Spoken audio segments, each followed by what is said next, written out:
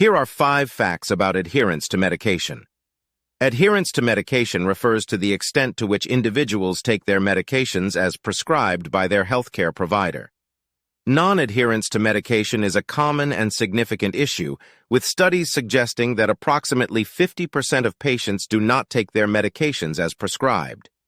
Poor adherence to medication can have serious consequences, including treatment failure, disease progression, increased hospitalizations, and higher healthcare costs.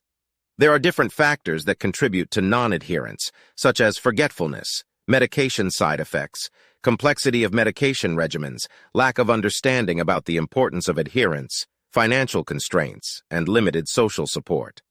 Strategies to improve adherence include patient education about the benefits and potential risks of medications, simplifying medication regimens, providing reminders and aids, such as pill organizers or smartphone apps, addressing concerns and misconceptions about medications, involving family members or caregivers in medication management, and regular follow-up and communication with healthcare providers to monitor progress and address any barriers to adherence.